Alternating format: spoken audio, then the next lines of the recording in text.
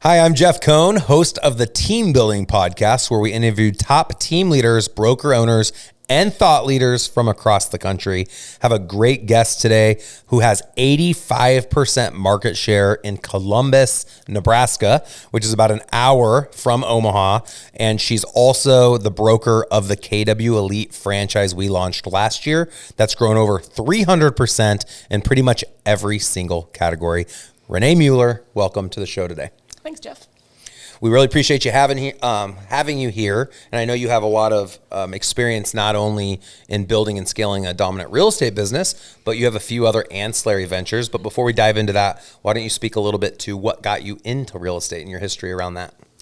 Sure. So I started opposite of what most people probably did. I started out with investing and developing when I was still in college, actually, at UNO. So my junior year, I bought my first property, and ever since, it was really just in my system. So decided I was going to drop out of college that year and have been going ever since. And the team that I have was developed really out of necessity because I had several people that would approach me over the years and ask how I did what I did and wanted to know, all the secret sauce. And so it was born out of necessity, really, because of that.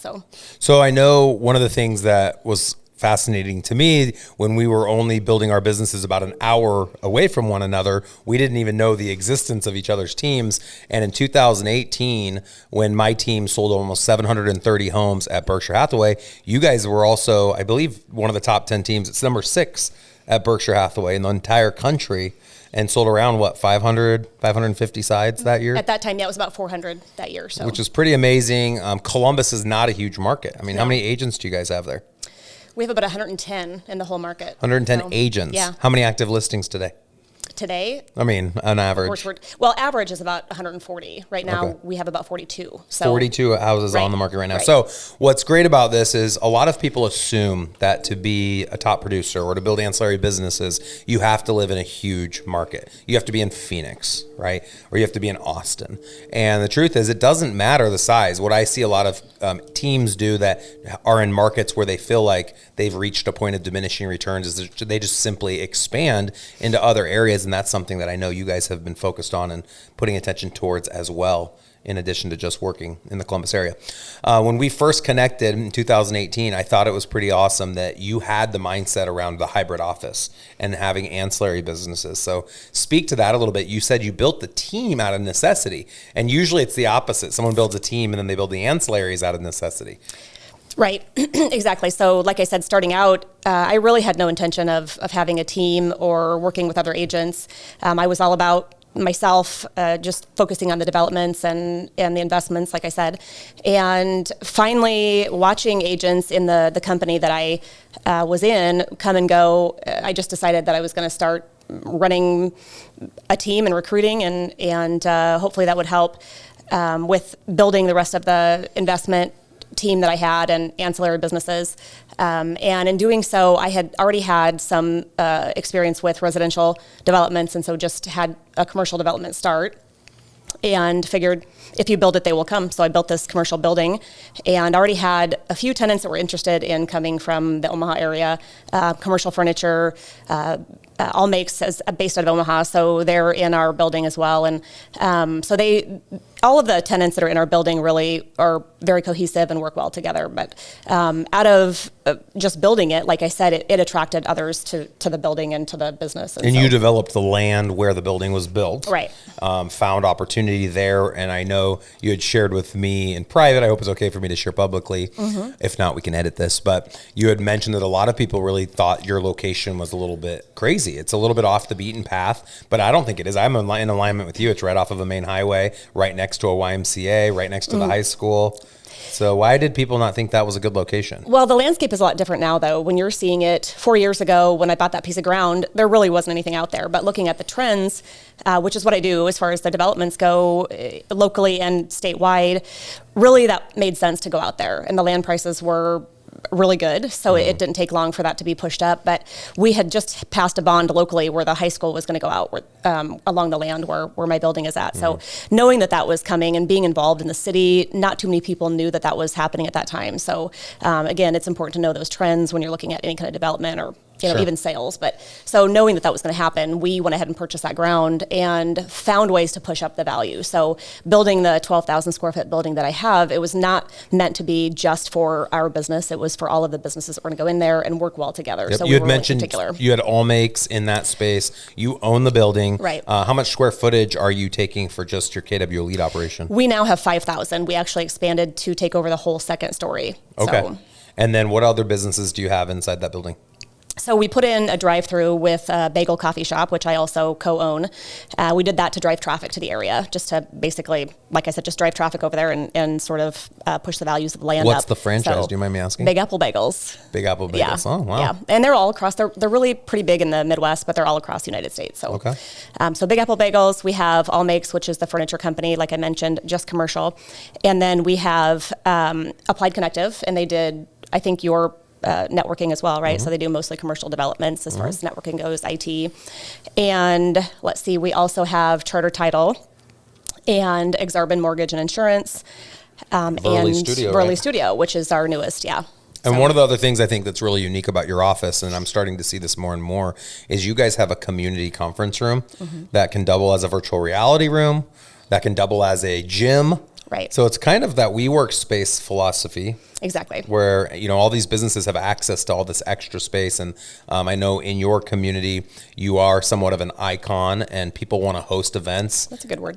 In your office. And so you've created a space that allows people to do that. And I think that as we look at the next 5 to 10 years and you see big box commercial businesses exiting the necessity of having a physical space, they go into more of a virtual world. I don't think that the commercial space goes away and that the market's going to drop there. I think if anything, it's going to get better because it's going to give the person that didn't have the money to rent out 1,000 square feet the ability now to just rent out a small section or portion of a already existing commercial space, and people can share in overhead expenses like audio, video, conference rooms, kitchens, break rooms, bathrooms, all these things that cost tons of extra money, and you can just pull people together that are all in synergistic relationships, like you've pointed out with the businesses you've brought into your building. Yeah, we were very particular about who went in there, and like I said, they all work well together. But as far as commercial space goes, I think that's what most people are looking for, is a common space they can all use and just share in. So yeah, the WeWork concept, like you said. Cool. So I know this was pretty high level. People listening are just like, hey, I'm just trying to add my first agent. Obviously, we have people listening that already have hundreds of agents. So just dependent upon the audience members, I know the conversations kind of sometimes aren't specific to everyone. Let's take it down a notch and go into social media, which is a conversation that everyone should be having. You've taught me a lot when it comes to social media engagement. We had hired an independent social media company in 2020 when we launched the kwELITE franchise, who did an amazing job. They're local here in Omaha, and we actually invested in Verly, which stands for virtual reality, getverly.com, last year, and they've taken over all of our social media engagement here in Omaha across all my ancillary businesses, and I know they're doing work for you guys as well out in Columbus. You've shared with them, and they've been implementing some really interesting strategies around social media. Would you be willing to talk to us a little bit about that today? Sure. I know just enough to be dangerous in that area. So most of the meetings that we have at my office, we do have a gathering of the minds, I guess you'd say, every other day. And then we have our big office meeting on Wednesday mornings. And so usually I'll give the agents one tip or trick as far as how to leverage their time a little bit through the use of social media or one of those systems that we have. So we do talk about a lot of tech, and I kind of nerd out on that. But you know, we talk about things like using hashtags and how the algorithms are always changing.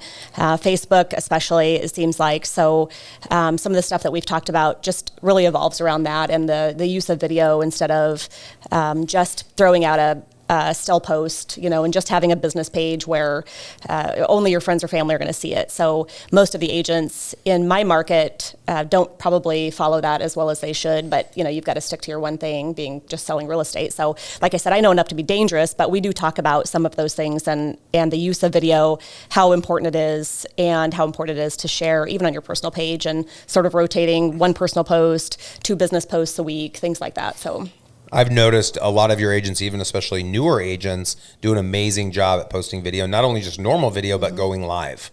And I know with the algorithm on Facebook, if you go live, it's going to get a lot more views than if you don't. And I can actually share an experience, and I'd love you to share. You had said a video you guys posted a couple of weeks ago was actually Spanish speaking, because 30% of your sales are Spanish speaking. And I believe you had mentioned to the two individuals who had done that video that was the most views any video had gotten yet from kwELITE. Right. Yeah, they both are paying pretty good money to have their social media companies, and Burley I think is helping them now too, but they're doing pretty costly campaigns and noticing that they were not getting any traction. And so I said, try some live videos, just be real, get out there and stick it on your personal page. You know, your branding is out there. Everybody knows where they're working at, so that's fully legal and compliant. But anyway, so they did these live videos and came back to me and said, it's crazy. It didn't cost us anything. We all have updated iPhones, right? I mean, and that's one thing that I tell them too. You guys are in this business more as a social media company, almost more as a marketing company, I should say, than an agent sometimes. So selling real estate, you have to be out there. And so anyway, they had come to me and said that this live video they did had 1,500 views, and they were just shocked that, the use of them just using their phone and doing it, it was awesome. And it was pretty simple. Yeah. And they did a great job. And I think the tricks are just being authentic. Everyone always thinks the equipment has to be great. I think authenticity is going to be key to any successful video. People also want to see in the life of the agent. So don't be scared to grab your phone. Obviously make sure it's vertical, and because most people are watching this content on a mobile device, and walk around your office, walk around your house, walk around homes that you're purchasing, walk around your commercial projects, walk around the lots you have available. I know for me personally, if I'm clicking through, on Instagram or Facebook, I want to see pictures and videos, videos number one, pictures secondary. A video is going to catch my attention and be interesting, especially if there's audio that goes along with it. We went live last week with our stakeholder meeting, which we host every Tuesday at 10 a.m. And if you're in Omaha, anyone's welcome to attend if you'd like to check one out. We went live with it on Tuesday, and I just kind of walked around the office, didn't make a big deal about it. It was like a 20-second video. And like you mentioned, it had over 1,000 views in like a day, which just surprised me because normal videos I would post don't. It was just the matter of going live, and it's so simple. So another topic I wanted to get into, in addition to the posting and making sure your agents are posting, is retargeting. So I hadn't put a lot of credence into retargeting. We've been paying around $10,000 a month for almost 10 years on Google ad, Facebook ad, Craigslist ads to generate new leads, but hadn't really created a strategic approach to poignantly going after leads that had already come into our system through a retargeting ad campaign. You had kind of brought to light some changes that we needed to make in our retargeting algorithm to get a little bit better successes around retargeting, not only for residential leads, but also recruiting leads. So can you speak a little bit to that? Specifically to retargeting, so I've been part of the recruiting efforts in my office for the last 5 or 6 years. My admin does quite a bit of it now, but so we recruit to, of course, all the students who are taking their exams or signed up to take their exams, and other areas where we know those classes are being held. So, and so we do that by just inputting a list into a file and uploading that, and then sending out emails through either Emma or I don't know what the vertical response. Right, exactly. So as far as the retargeting goes, this works well to get your face or your information in front of those people on a regular basis, and just keep hitting them just like your clients. So, I mean, obviously, Amazon does that, and several other outlets will do that. So, I mean, why not? Yeah, we hired, Renee and I hired a company out of Lincoln. And this particular person we hired was actually on my podcast recently, and he works for Holiday, the band that just performed at the Super Bowl. He's also worked for Amazon, TikTok, and some other huge names. And the thing that's so fascinating to me is how specific one can get with their retargeting campaign. So an example, I was actually speaking with the owner of a large home warranty company just earlier today, and we were talking about how to take advantage of data. And so obviously with data, you can create predictable analytics. There's also machine learning, artificial intelligence. But the thing that's so interesting with retargeting, and it's exactly what you see, like if you watch the Netflix show Social Dilemma, we as business owners now need to know what information should we put in front of prospective clients, past clients, future clients, that would interest them. Well, the best way to know what interests someone is to see what interested them. And so you can go into your database and see if you're in a CRM like a Boomtown, which I believe you're in Boomtown as well. Right. or Command, which is the KW CRM. And there's a lot of other great ones out there. But you can see what people have looked at. So imagine someone looks at $500,000 homes that are backed up to a lake or whatever the price point is in your market. And they came out to the website, but it's been 3 months since they came back. What do we need to put in front of them to get them back again? Obviously, an ad about a house in that price point on a lake. And so Boomtown runs all of this for you. They can actually run retargeted ads. You have to pay for it, obviously, just like a boosted ad, but they can handle running that for you through Facebook and through Google, which I think is really cool. Something that the gentleman we hired out of Lincoln is doing for us right now in Omaha with our recruiting campaign. If you go to career.kwELITE.com, you can see an example of our ClickFunnels squeeze page, which is designed to grab people's contact information that are interested in joining us. So one of the things we're doing is creating geo-targeted retargeting ads. And you would ask yourself, well, who are you going to target it with a recruiting campaign? Obviously, we're going to target the real estate brokerages that have the agents we want to recruit. Right. So hopefully those brokers of those real estate companies are listening to this podcast today, because we have created a circle around all of your offices and we're running targeted ads because we want agents to know what options are out there for them when it comes to real estate brokerages. And for a long time, people would compete with commission. I compete with lifestyle. We want to give people the same as you, the ability to lead and live the life of their dreams. And it's not just about the commission split. It's about building business opportunity for the independent contractors we work with who are entrepreneurs, who don't want to be in the job of real estate their entire life. They want to learn how to exit the business of real estate to own a real estate company. And that's exactly what we teach people. So in that air, talk a little bit about some of the training and processes that you guys have implemented to help your agents, go down that path of taking a more empowered role with building their real estate companies. Sure. So back on that note, Jeff, I did notice that the videos you did as far as the top 10 questions that agents have gotten a lot of traction. I don't know which one has the best performance, but that was a good idea. So I think you must have several agents checking those out and looking at the the benefits they provide. It's pretty cool. If people go check it out, career.kwelite.com. We did top 40 questions that agents are asking right now because we're a newer brokerage. We just launched literally legally 6 months ago was our official Market Center release. We announced this a year ago that we were going to be launching the Keller Williams franchise. So there's all these questions that are ideating around people in the community in Columbus and Omaha and Lincoln and all over Nebraska and all over the country, to be honest. And so we sat down as a leadership team and said, hey, what are the top 40 things people keep asking about? And we just shot 40 videos in this room that we're in today, recording this podcast, answering the top 40 questions. And it's pretty simple. Like, can you have pets in your office? And then I answer the question. So have you checked to see which one had the best performance yet? Number one is, what are your splits? That's what I wondered. I knew that would be. And it's the worst question that a recruit can ask. It'd be like going on a job interview and saying, what do you pay? Yep. If that's the first thing that comes up, it's the same thing that you're going to talk about the whole time they're employed with you or the whole time the agent's there. So I say the same thing to those agents as I would say to a seller who says, what's your commission? I'll say to the agent, just like you'd say to the seller, well, go list FSBO if your whole goal is not paying a commission. Right. And I tell agents, go start your own real estate brokerage. Right. If your whole goal is not paying a split, then go start your own real estate company. The goal isn't that. It's how do I make the most amount of money in the least amount of time with the least amount of energy. So I know you are looking at your KPA and DISC test. You're an educator. You're a teacher. You spend a lot of time working with each person individually, and you pour your heart and soul into helping your agents become the very best versions of themselves. For those listening, where do you feel today is your greatest mistake because of that personality trait? Because I guarantee a fourth of our listeners are similar to you. I can tell you instantly. Okay, go ahead. So I see the best in everyone. And that sometimes is a problem because I think I can fix whatever issues they might have, whether it's, their I guess, maybe not wanting to be part of a team or just something with their personality where they wouldn't integrate into, working with a group of 20 people. And obviously there's going to be several different personalities when you have a team that big.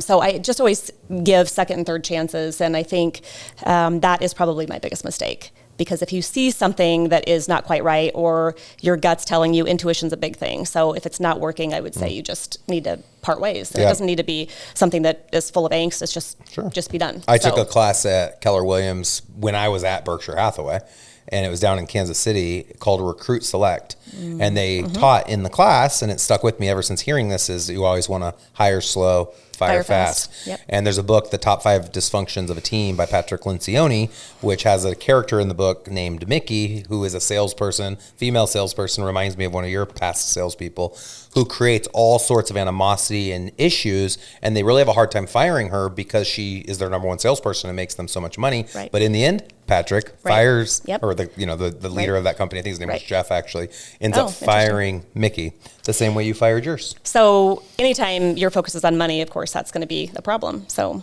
that's... And the big question is money the number one thing, or is it creating a life that creates impact and influence for those other people? Right. So when someone asks the question in an interview with me, going full circle on the recruiting conversation, what's the commission? I say the same thing I say to a seller. And it seems insane to say this, but this is the strongest rebuttal in my opinion.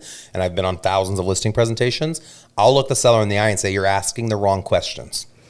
And then I'll wait. And they're going, holy cow, the agent just said you're asking the wrong questions. Right. And then I say, shouldn't the question you're asking me be, if I choose to work with you, how are you going to help me make more money in less time with less energy? Exactly. And then they say, well, yeah, obviously that's what I should be asking, but I've been trained by society to just go right into the gate saying, hey, how much of a commission cut are you willing to give me? Right. So I say the same thing to a recruiting candidate and to an employee or someone on our staff. Right. You're asking the wrong questions. And it surprises them. It's kind of like a electric shock therapy. Well, of course. Right. Changes their mindset a little bit. It's not about the commission split. It's about becoming the best version of yourself. And like I mentioned yesterday at the meeting here with all of those agents, and some were recruits, the fact of the matter is, over probably the last 50 years or better, all of the questions or aversions that a seller is going to have are the same. They've not changed over that length of time. So if you just have the coaching and the dialogue training and all of the other things that we offer, I think the agents just need to be prepared more is the bottom line on how to respond and not give that monkey response. Nope, 100%. Yeah. So. Well, and that's a perfect segue into a reminder that we do own a coaching company, Elite Real Estate Systems.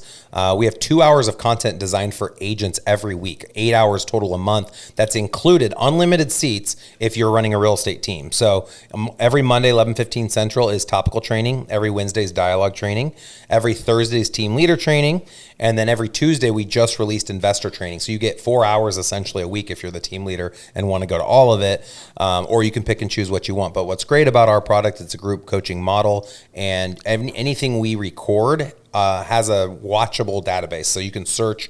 It's an index database on our website. It's all streamed live, but you can also go in and watch all the past recordings. So we would love to invite all of our listeners, if you'd like to learn more about that. We actually are offering 3 months at 50% off right now. You can just go out to ersdemocall.com to set up a call, or go to eliterealestatesystems.com and you can learn more about that specific product. Renee Mueller, this has been a great interview. Thank you so much. What's the best way somebody can get in contact with you if they have a question or have a referral for you in Columbus, Nebraska? Well, they can go through our website. That's probably the easiest thing. So kwELITEColumbus.com. There's a tab on there for referrals or anything else they would need. So okay. What's the best way for someone to contact you if they want to follow you on Instagram or? Insta. It's just Renee Mueller. I keep it simple, just easy. Okay. Facebook's the same. So ReneeMueller. Correct. Perfect. At Renee Mueller. And then also, just as a reminder, we're trying to get to over 1,000 reviews on the Team Building Podcast. Please go out to iTunes. That's where we ask for all of our reviews. Give us a 5-star. Give a shout out to Renee for coming on and being an awesome guest for us today. And then the last invitation is for the Team Building Workshop. We're actually hosting an in-person Team Building Workshop in March. It's coming up here really quickly, so would love to see you guys attend that. And then we also have another in-person event in May, which is the Team Building Summit, which is our yearly event. We expect to have a couple hundred people in attendance. We will be practicing any mask mandate / social distancing requirements that the city has. As of right now, you can host events of up to 1,000 people. We do not expect that large of a following. I think we'll get a couple hundred, but both will be amazing events. So I would love to invite everyone to participate in those. Renee will be playing a part in both of those events as well.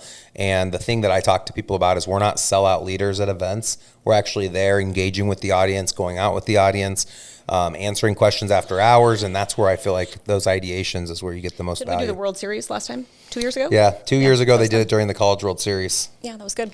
So last year, of course, we canceled, and this year we have a lot of really fun things planned. So if you'd like more information about upcoming events, go to eliterealestatesystems.com, click on events. If you want to specifically just look up the Team Building Summit event, just go to the Team Building Summit And until next time, thanks again, Renee. Appreciate you coming on the show. Perfect. Thanks, Jeff.